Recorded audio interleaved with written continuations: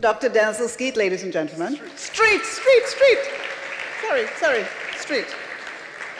So today, Dr. Street is the Senior Associate Dean and Director of the Office of Graduate Education at the Massachusetts Institute of Technology, MIT. And we all know that's one of the most prestigious institutes within and without of the United States. So congratulations. You look too young for this.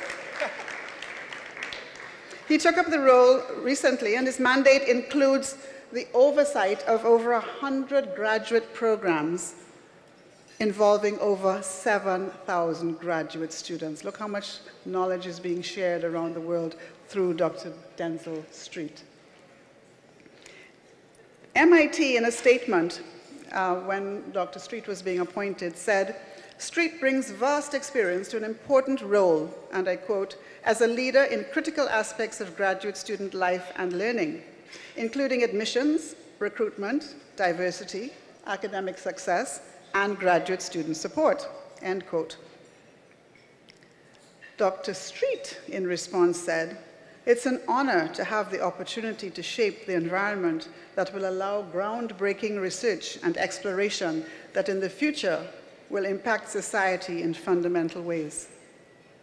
This evening, Dr. Street, the STREETE Foundation and all of us present in this room say that it is an honor for us that you are here to give this keynote address, which will have the distinct ability to execute the theme of this evening's event, transforming communities through innovation. We are thrilled to have you here with us, Dr. Street, and without further ado, I ask the audience to give you a resounding round of applause before you start.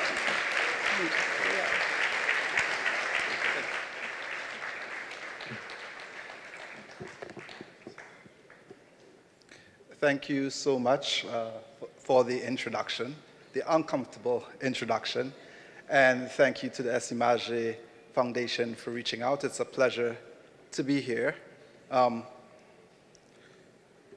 And I was just about to say all protocols observed, but I was provided with the protocols.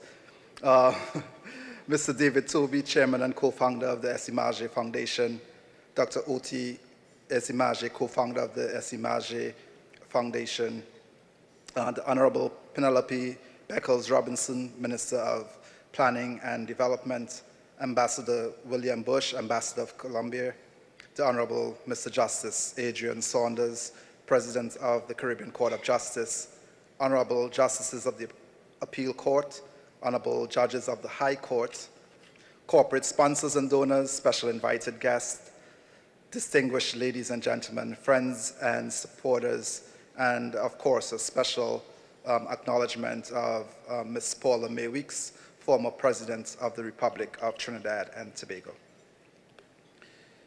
So I want to start off today by having two grudges. One is, I was told I shouldn't have prepared remarks, and all the previous speakers read remarks, so I feel a little slighted. And the second is, in my presence, we had a young man aiming for CIC in front of a QRC old boy. So we're already starting off in the deficit here. But my job will be to ensure that he changes his mind shortly. So as you would have heard and may be wondering, how does someone become the leader of graduate education at, by any estimation, one of the most prestigious universities in the world, definitely the top university for engineering anywhere in the world? And one important fact that was left off of the introduction is something that I take great pride in any biography that's written when I'm introduced, is I'm a proud son of Mova, Trinidad and Tobago.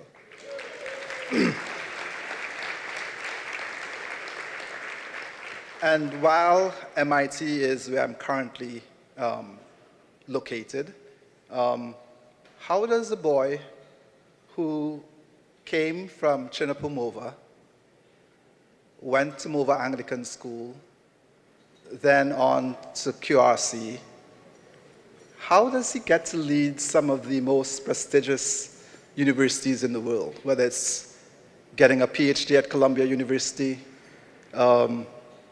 being on the administration at Yale University, being snatched by University of California, Berkeley, and now being snatched back to the East Coast by MIT. And I think it's exactly what you would have heard from all the prior speakers and the mentees. It's the power of community. From my earliest memories of walking home from school, primary school, and from the moment I came around a certain corner, there would be a shopkeeper who somehow knew when report books were being distributed and would always want to find out, how did you do? And would remember to ask, did that girl beat you again this year, right?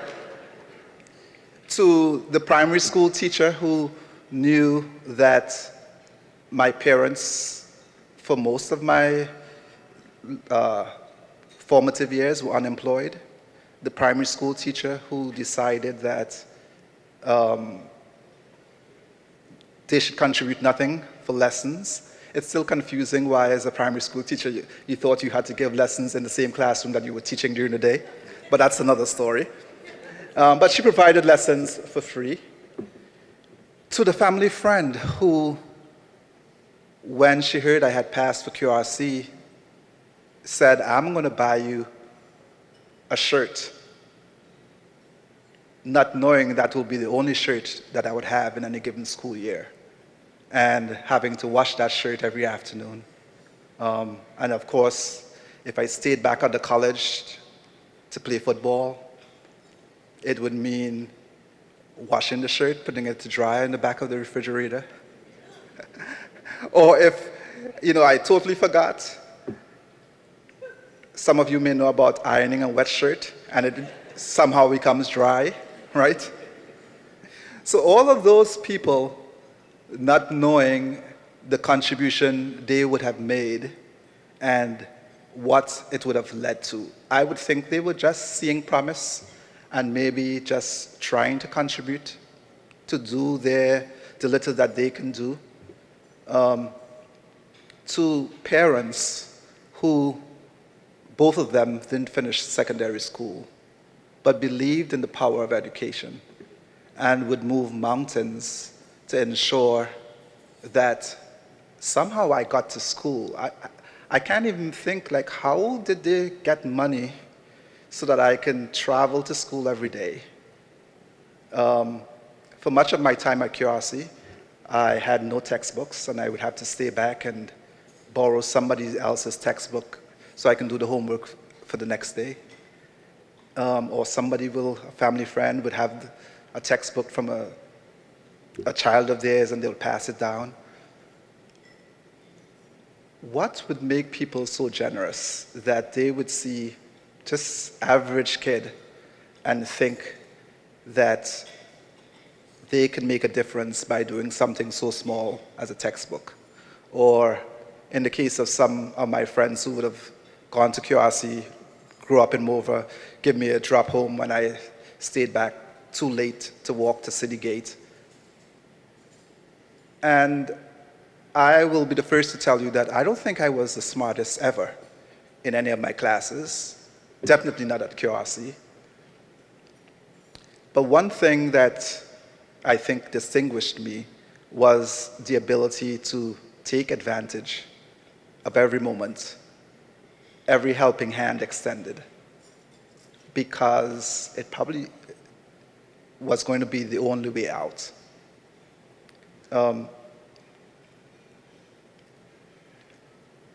I'm sorry, I'm just reflecting as I'm saying these words, and still amazed at sort of how the story is being written. And as you track where I am from where I came, at each pivotal point in that story was someone taking it upon themselves and giving the little that they had, whether it was the friend of my father's. My father coaches football, and one friend said, "Oh, I went to school in New York. Fill out this application, I'll pay the application fee." And the next thing I heard, I have a full scholarship to St. Francis College. So going to St. Francis College and doing pretty well, and a Trinidadian friend of mine saying, "What are you doing after? You should apply to this PhD program." And foolish DENZEL STREETE from Mova didn't know any better and said, "Sure, if you pay the application fee, I'll apply." And so I applied to one PhD program at an Ivy League institution nonetheless, and got accepted. Like, what are the chances of that, right? And if you ask my colleagues at the universities I've worked, they would say, "Oh, you're just so good at this. Like, why, tell me the secret. Like, how do you turn around each of these universities, get them to be so diverse, have such great impact on the PhD students?" And it would be that I just do what I know best, right? Putting myself in the shoes of those students and thinking, how could I make this university a better place as we serve these students? And I do that knowing that those universities with billions of dollars of endowment can do better, and that there are so many students all over this world whose life, whose family tree would be totally transformed just to have a degree from one of those universities. And so today, when I reflect on why am I so committed to this work, why I could be doing many other things, but I'm here speaking to you, it's because I see myself and this impossible story of this boy from over that I'm always thinking, what about the other people who were much smarter than me and never had someone see that potential and reach out that hand? And so today what drives me is I'm the second of 8 children. I believe I have 18 nieces and nephews. And today, my guest with me today is my niece, Dr. Kamisha Marshall, another product. Stand, Kamisha.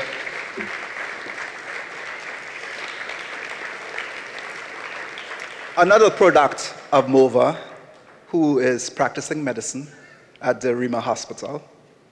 And that's why I do this work, right? So that those nieces and nephews would never have to know the level of poverty that I endured as a child, and that they too will be seeing it as a true blessing that they are able to follow in my footsteps, and I can be a blessing to others. So today I want to challenge you. I want all the men in the room to stand. I don't hear any action, so I want all the men in the room to stand.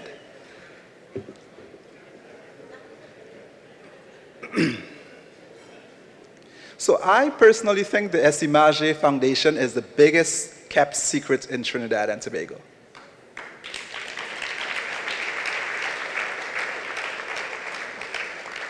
And I was surprised yesterday to learn that there are only 29 mentees in the program, working with 20+ mentors. And I challenge each of you men. It's nice to contribute some resources to a dinner ticket. It's even better to contribute 1 hour a week, to lend some knowledge to those students from Laventille, Mova, Beetham, who, like me and the friends that I had growing up, are dying for someone to see potential and offer to buy that school shirt, right? Offer to give them a ride to the football practice. Offer just to talk to them about life and the career that you possibly have now. And just imagine if right now, that boy way back when, through all those contacts, is now leading graduate education at the top engineering school in the world. Just imagine what resides in Laventille, Mova, Beetham. Think of the community. Think of your community, right?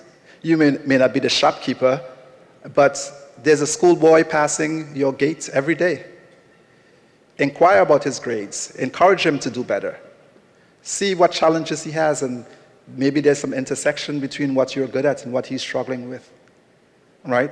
I want to really challenge you to hear my story and be on the lookout for the next Denzel or the next student who, if you don't intervene, you'll be complaining about the impact and the negative impact they're having on our society. And every one of those young men today who we decry as causing anguish was an opportunity where someone like you could have stepped in and encouraged them. So I really encourage you to think long and hard. I know I'm probably putting the STREETE Foundation on the hook here, but reach out and offer yourselves. Sign up tonight. I hope we could have a sign-up sheet tonight, right?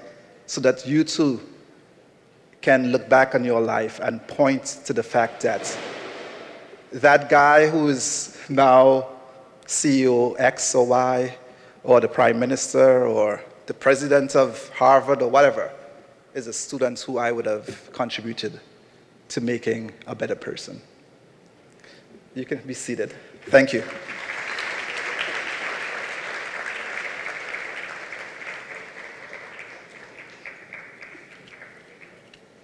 So yesterday I had the honor of meeting quite a few of the mentees. And it was evident, one of the things I did was ask each of the mentees, what do you wish to become? And many of them had thought long and hard about it. So I met Josiah, who wants to get into astronomy, and he's going to be a future MIT student. I met Glenn, who wants to be a software developer. I met Isaiah, who is a first-year computer science student, but a former mentee in the program. And again, I was reminded of just how much talent exists if we just give these young men the opportunity.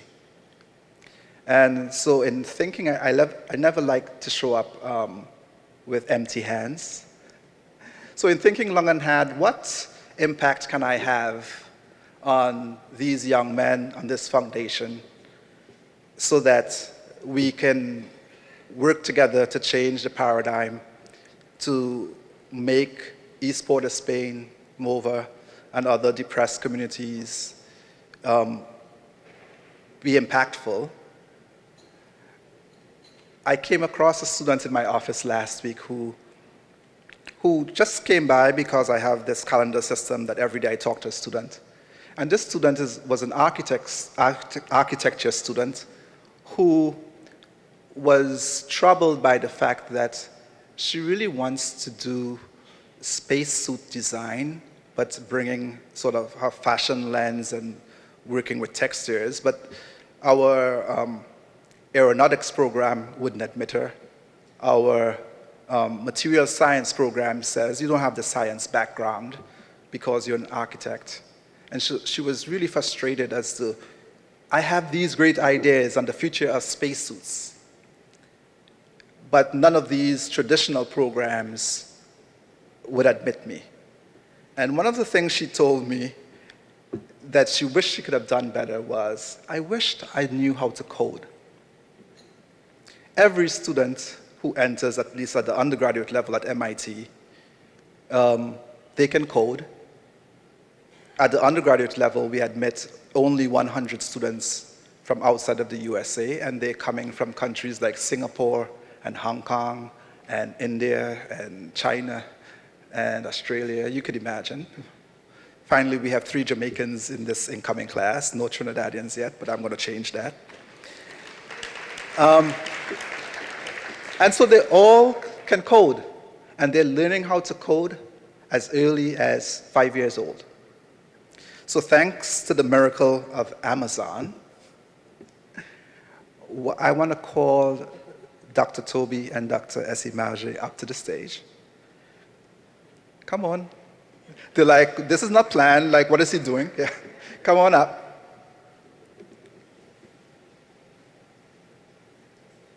And that young man I met yesterday who wanted to be a software developer was here, but apparently he had to leave.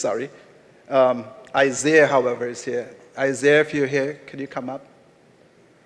Isaiah is the first-year computer science student at UE. I'm looking to see. I know I saw him earlier. He's coming. Come on up. And so my gift to the Esimaje Foundation is I packed these massive coding kits in my suitcase. So I'm going to provide a coding kit to every one of the 29 mentees.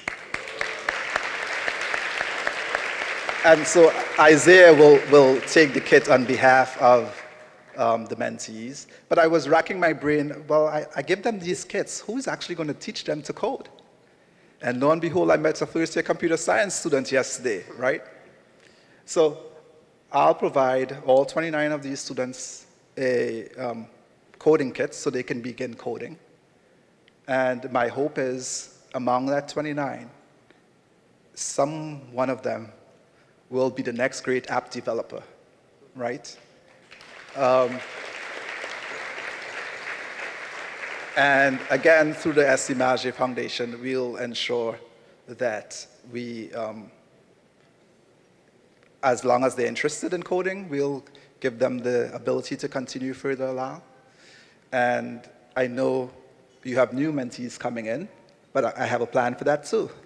In July, I'm going to sponsor a coding camp for students, primary school students in MOVA.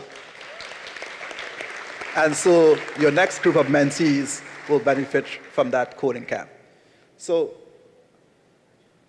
as I hand over this coding kit, it's less about the coding and more about, just as we started off today with the steel pan, which came from those same communities, that we have no idea what is yet to be uncovered from those same communities with the 21st century literacy that is coding,